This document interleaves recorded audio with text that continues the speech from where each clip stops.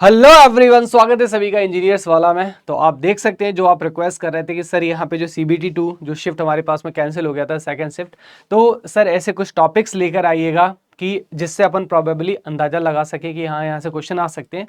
तो गाइज एक बहुत ही स्पेशल वीडियो मैं और लॉरेंस सर आपके लिए लेकर आए। इस वीडियो हम लोग बात करेंगे वंस अगेन, यहाँ पे स्ट्रिक्टली हम कह रहे हैं पहले से ना कि जो शिफ्ट 1 और शिफ्ट 2 के हिसाब से हमने यहाँ पे टॉपिक को सिलेक्ट किया है और इसके बारे में हम बात करेंगे। तो आई होप सर यहाँ पे सीधे हम लोग वीडियो के ऊपर चलते हैं ना। तो बिल्कुल सर, यहाँ पे जो भी बच्चे हैं ना CBT 2 के लिए फिर से तैयारी कर रहे हैं, यानी कि जिनको पेपर देना है दोबारा, जिनका पेपर कैंसिल हो गया था, तो उन लोगों को कहाँ कहाँ किस किस टॉपिक पे फोकस करने की जरूरत है और कैसे उनको वहां पे जाना है, कैसे पढ़ाई करनी है। कुछ एक्स्ट्रा मेहनत भी करनी पड़ेगी क्योंकि आपको पता है कि कुछ out of the zone question आ गए थे। तो सबसे पहले अगर आपके दिमाग में इस तरह के क्वेश्चन है कि मोस्टली क्वेश्चन कहां से पूछे गए हैं, डेटा से, तो आपको मैं डेटा देंगे हम लोग आपको। इसके अलावा सब्जेक्ट वाइज रिवीजन कहां से करना है, एग्जाम पैटर्न वैसा ही रहेगा जैसा कि आपका है, नॉन टेक की तैयारी कैसे करें और कौन सी गलती करने से बचना है। तो इस तरह के अगर आपके डाउट आ रहे हैं तो आपको अब इस सेशन में देखने की जरूरत है और कैसे पढ़ाई करनी है उस पर दिमाग लगाने की जरूरत है। तो सर स्टार्ट करते हैं। सबसे पहले यहाँ पे सबसे पहले ऑलमोस्ट करीब करीब 50 से 60 हजार स्टूडेंट ऐसे हैं जो दोबारा से री एग्जाम में बैठेंगे और पढ़ाई पे, है ना, जिन लोगों ने अपनी पढ़ाई की है, जिन लोगों को दोबारा पेपर देना है, वो ये बच्चे हैं। तो इन बच्चों को कैसे पढ़ाई पे फोकस करना है, खासकर इलेक्ट्रिकल और इलेक्ट्रॉनिक्स दोनों बच्चों की इसमें बात होगी सेशन में। तो सबसे पहले सर इलेक्ट्रिकल स्टार्ट कर लिया जाए, क्या कहते हैं? बिल्कुल सर, तो यहाँ पे स्टार्ट कर लेते हैं दोस्तों। तो देखो ये आपके पास में यहाँ पे जो CBT 2 है, इसका ये सारी चीज आपको देखो ऑलरेडी पता है, तो इसके ऊपर हमें बात करने की जरूरत है नहीं है। और इसके बाद में देखो यहाँ पे सर ने आपको बताया कि आप किस स्थिति में, तो यहाँ पे आपके थ्योरेटिकल क्वेश्चंस और न्यूमेरिकल। तो थ्योरेटिकल आप देखे होंगे जो CBT 1 CBT 2 अभी जो वहाँ था, शिफ्ट 1 और शिफ्ट 2 दोनों में अगर हम बात करें तो 90 से 95% आपके पास में जो क्वेश्चन थे वो आपके पास में थ्योरी वाले क्वेश्चन थे ना। और जो न्यूमेरिकल से न्यूमेरिकल आपको मात्र 5 से 10% ही देखने को मिले थे, बहुत ज़्यादा न्यूमेरिकल देखने को नहीं मिले थे। मेरे सब्जेक्ट मशीन पावर सिस्टम में अगर हम बात करें तो बहुत ही कैजुअल से जो न्यूमेरिकल होते हैं उस तरीके के न्यूमेरिकल्स आपको देखने को मिले थे, लेकिन जो थ्योरी वाले क्वेश्चन थे वो काफ़ी अच्छे थे, स्टेटमेंट वगैरह वाइज क्वेश्चन आपको पूछे गए थे। अब देखो यहाँ पे हम अगर देखें तो आपको शिफ्ट 1 और जो शिफ्ट 2 है, यहाँ पे बेसिक इलेक्ट्रिकल से आपसे 19 क्वेश्चन, यहाँ पे 20 क्वेश्चन, मेजरमेंट से यहाँ से आपके 7 क्वेश्चन 8 क्वेश्चन। इलेक्ट्रिकल मशीन मैंने आपको पहले बोला था कि बहुत ज़्यादा डोमिनेट करेगा। 31 क्वेश्चन शिफ्ट 1 में थे, 27 आपके शिफ्ट 2 में थे। पावर सिस्टम में 17 और 15 क्वेश्चन थे। यूटिलाइजेशन में 7 से 8 क्वेश्चन थे। एस्टिमेशन कॉस्टिंग के 5 से 6 क्वेश्चन थे। बेसिक इलेक्ट्रॉनिक्स में आपको 10 से थोड़े कम थे यहाँ पे शिफ्ट 1 में। और हम यहाँ पे ये एक थोड़ा सा रॉ डेटा है, मटेरियल रॉ डेटा, ये इसमें ने बेटा दो चीजें हैं, है ना। एक तो आपका बेसिक इलेक्ट्रॉनिक्स का भी पार्ट है और ये एनालॉग का भी पार्ट है, इसका अलग से नहीं लिखा गया है, ठीक है। तो एनालॉग इलेक्ट्रॉनिक्स और बेसिक इलेक्ट्रॉनिक्स दोनों मिला के 10 क्वेश्चन आपके आए हुए थे, ठीक है। उसके बाद में सिग्नल एंड सिस्टम से क्वेश्चन यहाँ पे लिख दिया है, लेकिन वो question basically general basic electrical, यानी आपको मैं बता देता हूँ, ये लाप्लास के क्वेश्चन है ना। लाप्लास सिग्नल में पढ़ा जाता है तो इसलिए हमने लाप्लास को सिग्नल सिस्टम में लिख दिया, है ना। सब आपको ये समझ में आना चाहिए कि बेसिक मैथ्स कह लो इसको, चाहे इंजीनियरिंग मैथ्स कह लो, चाहे बेसिक इलेक्ट्रिकल कह लो। सिमिलरली यहाँ पे देखो सर ने फिजिक्स लिखा है, लेकिन इलेक्ट्रिकल इलेक्ट्रॉनिक्स वालों के लिए फिजिक्स आपकी वही होती है, तो आप समझ सकते हैं। अब देखो हम लोग बात करते हैं कि सर यहाँ पे हमारे पास में इंपॉर्टेंट, अब यहाँ पे शिफ्ट 2 ये इलेक्ट्रॉनिक्स वालों का आ गया है। तो आई थिंक सर पहले मैं इलेक्ट्रिकल का बता दूं, तो वो उसके बाद में फिर आप इलेक्ट्रॉनिक्स का डिस्कस करते हैं। तो यहाँ पे देखो, तो यहां पे अगर आप देखोगे तो सबसे पहले तो इलेक्ट्रिकल में थोड़ी चीजें देख लेते हैं हम लोग, है ना। पहली चीज कि कौन कौन से सब्जेक्ट सबसे ज्यादा इंपॉर्टेंट है जो यहां पे दिख रहे हैं, है ना। तो एक तो बेसिक इलेक्ट्रिकल सबसे ज्यादा इंपॉर्टेंट दिख रहा है, मशीन जैसा कि आपको बताया अवनीश सर ने, और पावर सिस्टम। तो ये तीन सब्जेक्ट मिला के सर कितने का वेटेज होगा, अगर आपसे ही पढ़े बच्चा केवल RRB 2 CBT, केवल आपसे और कोई नहीं, तो कितने नंबर मिल रहे हैं बच्चे को? सर बिल्कुल 50 ऑलमोस्ट देख सकते हैं कि अब ऑलमोस्ट 50% है, मतलब हाफ सेंचुरी जो है, हाफ सेंचुरी तो आप यहाँ से ले लेके आएंगे। इसका मतलब ये है कि अगर आप ये तीन सब्जेक्ट कर रहे हैं तो 30 और 20 50 और 70, ये 70 मार्क्स कवर करते हैं तीन सब्जेक्ट आपके। बिल्कुल। तो सबसे पहले तो जिन बच्चों को ये है कि क्या पढ़ना है, तो आपके पास तीन सब्जेक्ट तो ऐसे हैं जिनको 70 मार्क्स आपको मिल जाएंगे। मैं तो ये कहूंगा कि अगर ये तीन सब्जेक्ट आपने ढंग से रिवाइज कर लिए ना, वाला आपका सिलेक्शन ही कोई नहीं रोक सकता है। लेकिन यहाँ पे हम लोग बात करेंगे साथ साथ में कि बेसिक इलेक्ट्रॉनिक्स को लेकर आप लोग बहुत परेशान थे, हो भी ना क्यों, क्योंकि क्वेश्चन ऐसे पूछे गए थे आपका, जैसे आप लोगों ने बताया था स्टेबिलिटी फैक्टर वगैरह, BJT वगैरह से ना, लॉरेंस सर उसको अच्छे से डील करेंगे। तो यहाँ पे ऐसा नहीं कि इन सब्जेक्ट को निगलेक्ट करना है आपको, है ना। हर एक जैसे बूंद बूंद से घड़ा बढ़ता है, तो इनको ऊपर भी हम लोग यहाँ पे बात करेंगे। बिल्कुल सर। यहाँ पे अगर आप देखोगे तो स्टेबिलिटी फैक्टर जैसे सर ने बोला था, बिल्कुल। तो एनालॉग इलेक्ट्रॉनिक्स जिन बच्चों ने पढ़ा है ना, उनका एक सेकंड में स्टेबिलिटी फैक्टर के सारे क्वेश्चन बने होंगे। आपकी दिक्कत क्या थी, गलती क्या थी कि सब्जेक्ट का नाम था बेसिक इलेक्ट्रॉनिक्स, तो आपने बेसिक इलेक्ट्रॉनिक्स ही पढ़ा केवल, ठीक है। पर आरआरबी ऐसा नहीं मानता है। आरआरबी ने क्या किया कि आपको स्टेबिलिटी फैक्टर के क्वेश्चन दे मारे। स्टेबिलिटी फैक्टर में आपको एनालॉग में पढ़ाता ही हूं, अगर आपने देखा भी होगा, क्लास की होगी, तो आपको दिखा होगा कि स्टेबिलिटी फैक्टर यहाँ पे हर सर्किट का लिखा हुआ है, और जैसे लिखा था वैसा ही क्वेश्चन आ गया रुक के, ठीक है। 1 + बीटा 1 1 - बीटा सर, ऐसा बिल्कुल कुछ होता है सर, ना? बिल्कुल सर। इसके बाद थोड़ी सी एनालिसिस सर इलेक्ट्रॉनिक्स भी कर लेते हैं, क्योंकि बिल्कुल हमारे सर। इलेक्ट्रॉनिक्स के बच्चे ज्यादा परेशान रहते हैं, है ना, क्योंकि उन लोगों का कंटेंट भी ज्यादा नहीं मिलता। तो सबसे पहले मैं आपको बता देता हूं वेटेज क्या है। कंपोनेंट्स में से आपके क्वेश्चन आए हुए हैं, कंपोनेंट्स में से क्वेश्चन आए हैं 9 से 8 नंबर के। ईडीसी से क्वेश्चन आए हैं 19 मार्क्स के। अब ये ईडीसी फिर से मैं आपको समझा देता हूं, इसमें एनालॉग इलेक्ट्रॉनिक्स प्लस है। मैंने यहां पे सब्जेक्ट के नाम लिखे हुए हैं, मतलब जो सब पेपर में आपके सिलेबस में जो सब्जेक्ट का नाम है ईडीसी, यानी basic electronics plus analog electronics, दोनों को मिला के 19 क्वेश्चन शिफ्ट 1 में और 15 क्वेश्चन सेकंड शिफ्ट में, मतलब एवरेज 17 क्वेश्चन यहां से आपको मिलेंगे एनालॉग इलेक्ट्रॉनिक्स और बेसिक इलेक्ट्रॉनिक्स मिक्स करके, ठीक है। डिजिटल इलेक्ट्रॉनिक्स से 15 क्वेश्चन आपको मिल रहे हैं। लीनियर सर्किट से फिक्स 4 क्वेश्चन मिले हैं, ये भी एनालॉग ही है। एनालॉग में आपका एक पार्ट होता है ऑपरेशनल एम्पलीफायर, है ना, ऑप एम्प, ठीक है। तो ये ऑप एम्प है, तो ऑप एम्प से आपको फिक्स 4 क्वेश्चन मिले ही हैं। माइक्रो प्रोसेसर माइक्रो कंट्रोलर से 10 से 7 क्वेश्चन मिले हैं, ठीक है। इसके अलावा मेजरमेंट से आपको 8 से 10 क्वेश्चन, कम्युनिकेशन से एक अच्छा खासा वेटेज रहता है, आपको मालूम है कि अच्छा खासा वेटेज है इसमें, ठीक है। डेटा कॉम से दो क्वेश्चन आपको फर्स्ट शिफ्ट में मिले और 6 क्वेश्चन सेकंड शिफ्ट में। कंप्यूटर प्रोग्रामिंग में 9 से 11 और बेसिक इलेक्ट्रिकल में 8 से 6 क्वेश्चन। अगर आप देखोगे तो आपको यह समझ में आएगा, कभी भी कोई भी है ना, अगर आरआरबी का आप पैटर्न देखो, चाहे इलेक्ट्रिकल हो चाहे इलेक्ट्रॉनिक्स, हर सब्जेक्ट का वेटेज सर अप्रोक्सीमेटली सेम है दोनों शिफ्ट में। यानी पहली शिफ्ट में जो है एक आध दो क्वेश्चन ऊपर नीचे हो गया है सर। क्या कहते हैं सर इसमें? बिल्कुल। तो दूसरी चीज आप देख सकते हैं कि इलेक्ट्रिकल की अगर मैं बात करूं, यहाँ पे ना कोर सब्जेक्ट पे फोकस किया गया है। इलेक्ट्रॉनिक्स की बात करें तो यहाँ पे भी आप देख सकते हैं कि आपके कोर सब्जेक्ट है, कोर सब्जेक्ट पे फोकस किया गया है। तो व्हाट टू डू, अभी जो आने वाला शिफ्ट है आपके पास में, है ना, जो आपका पेपर कैंसिल हुआ है, तो उन सभी को यहाँ पे जो अपनी कोर इंजीनियरिंग है, कोर इंजीनियरिंग के ऊपर ये जो बचे हुए दिन में इनको आपको ज़्यादा से ज़्यादा फोकस करना है और उनके ऊपर रिवाइज करना है। But it doesn't mean that कि आप जो बाकी सब्जेक्ट्स है उसको निगलेक्ट कर देंगे, ऐसा नहीं करना है। आपको इंपॉर्टेंस उनको भी देनी है, लेकिन आरआरबी के पैटर्न के हिसाब से जो कोर इंजीनियरिंग है उसके ऊपर थोड़ा सा आपको फोकस करना है। आगे चलते हैं, अब हम यहाँ पे बात करते हैं सीधा कि ये हमारे पास में हो गया। इसके बाद देखो यहाँ पे हमारे पास में आपका नॉन टेक्निकल वाला पोर्शन है।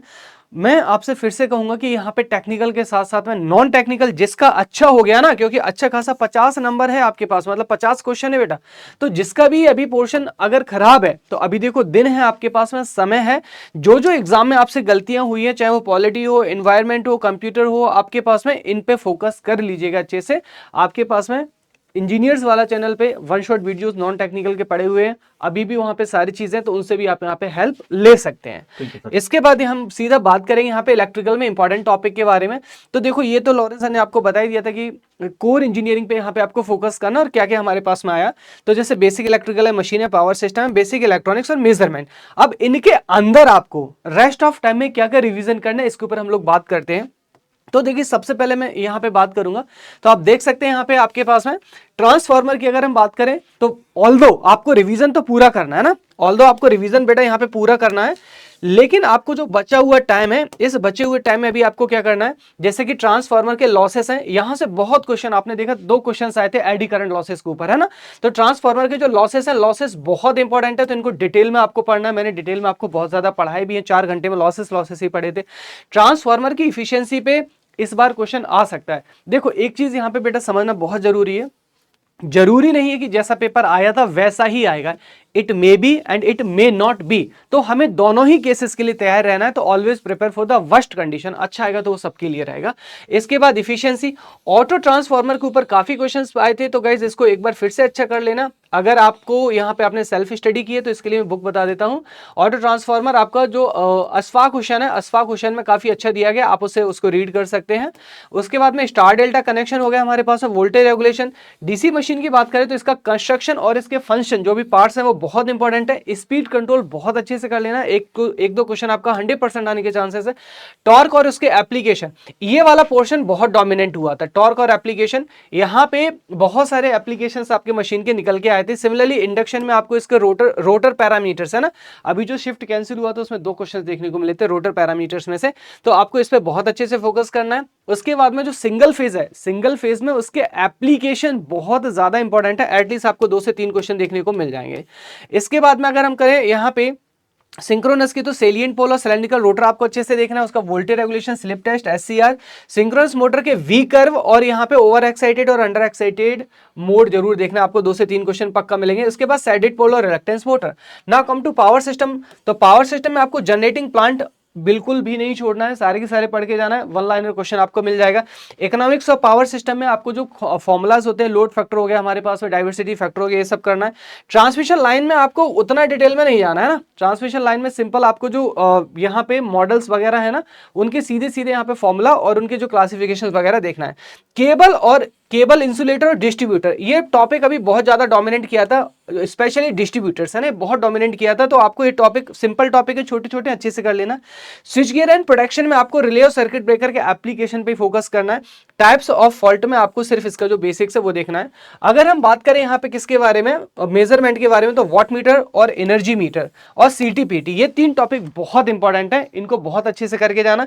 इसके अलावा PMMC, moving iron instruments, electrodynamometer type instruments और सीआरओ, इनको लास्ट टाइम पे आपको कितने क्वेश्चन थे, वही बता रहा हूं कि लास्ट टाइम पे आपको इन पे बहुत ज्यादा फोकस करना है। और ये आपका जो मेजरमेंट वाला जो पोर्शन है इलेक्ट्रॉनिक्स वालों के लिए भी सेम ही है, आपको इन पे बहुत ज्यादा फोकस करना है। इलेक्ट्रॉनिक्स वाले थोड़ा सा वॉट मीटर को हल्के में ले सकते हैं, कोई दिक्कत नहीं है। तो यहाँ पे सीआरओ हो गया, लेकिन एनर्जी मीटर, सीटीपीटी और आपके पास में dynamometer type instruments, analog instruments है ना, इन पे आपको अच्छा खासा फोकस करना है।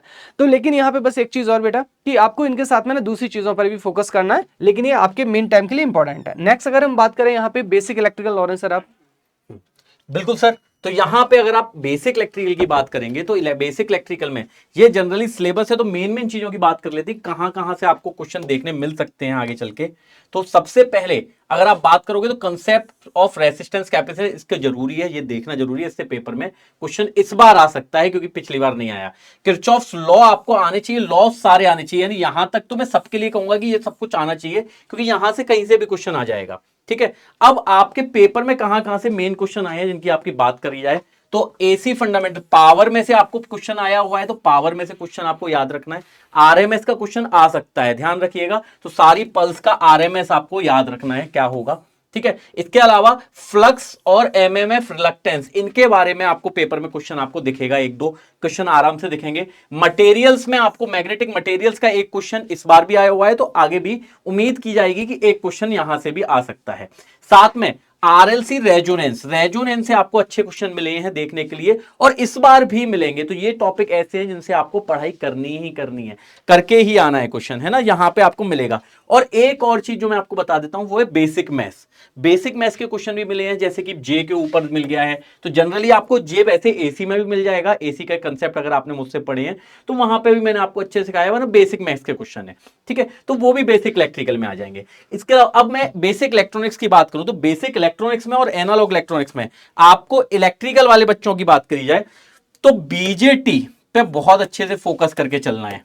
ठीक है, यहां पे लिखा नहीं है पर मैं आपको बता देता हूं, बीजेटी की कैरेक्टरिस्टिक्स, इसकी एक टेबल आपको एनालॉग इलेक्ट्रॉनिक्स में मिल जाएगी, सीधे उस कैरेक्टरिस्टिक्स पे पढ़ाई करनी है।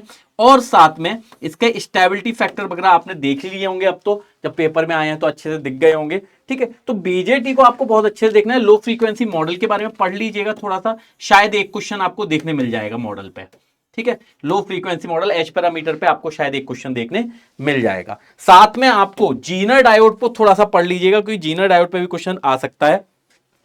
इसमें डायोड में जितने भी सेमीकंडक्टर डिवाइस हैं, इसकी डिप्लीशन लेयर के बारे में पढ़ लीजिएगा कि डिप्लीशन लेयर कैसे बनती है, क्या होती है, और उसका energy diagram, energy band diagram, band diagram. और लास्ट आपको थोड़ा सा मॉसफेट का बेसिक पढ़ लेना है कि मॉसफेट की वर्किंग क्या है। जनरली जो डिवाइसेस के मैं नाम लिख रहा हूं इनकी आपको कैरेक्टरिस्टिक समझनी है, क्योंकि ये पेपर में आ सकती है। इतनी चीजें आपको बेसिक क्या कहते हैं, मैं उसमें करनी है, क्या कहते हैं, इलेक्ट्रिकल वालों के लिए। अब सर इलेक्ट्रॉनिक्स की भी थोड़ी सी बात कर ली जाए, क्योंकि इलेक्ट्रॉनिक्स वाले बच्चे भी ये चीजों के लिए बहुत वेट करते हैं। तो कम्युनिकेशन में जैसा कि आपको दिख रहा है 19 से 20 क्वेश्चन है ना। एनालॉग में 16 से 18, एनालॉग बोले तो इसमें बेसिक इलेक्ट्रॉनिक्स भी आ गया है, ठीक है ना।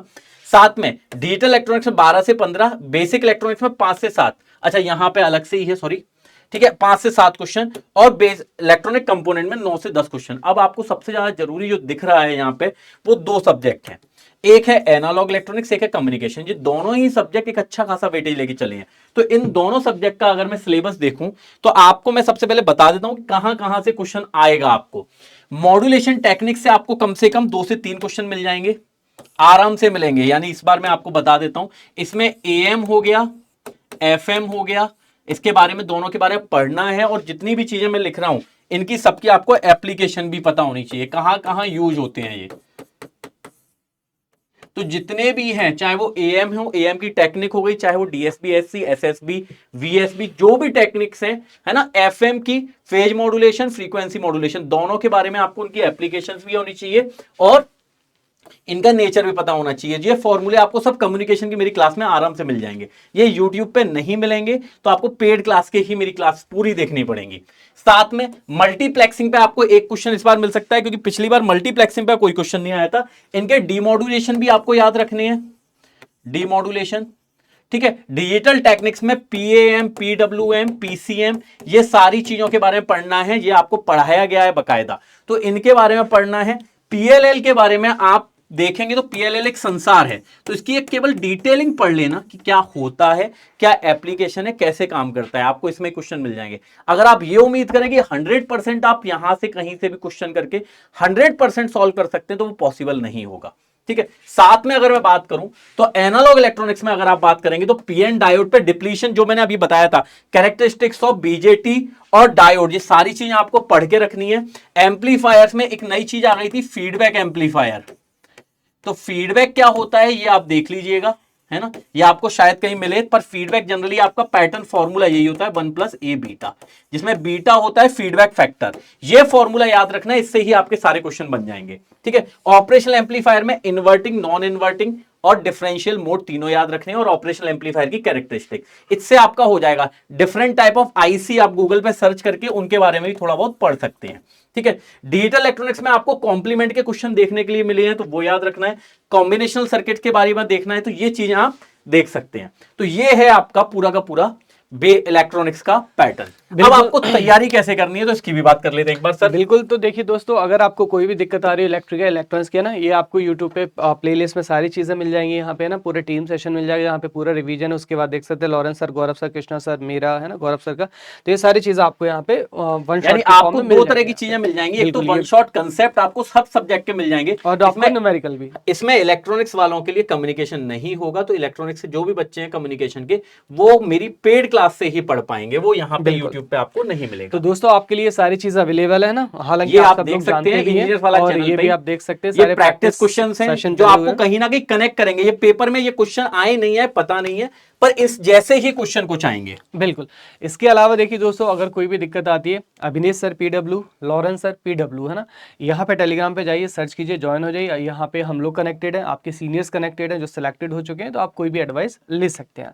तो बस इसी के साथ में अपना लक्ष्य याद रखिए। मिलते हैं फिर आपसे अगले सेशन में, तब तक के लिए ऑल द बेस्ट। और इस बार आरआरबी जेई पार करके आना है। बिल्कुल, थैंक यू।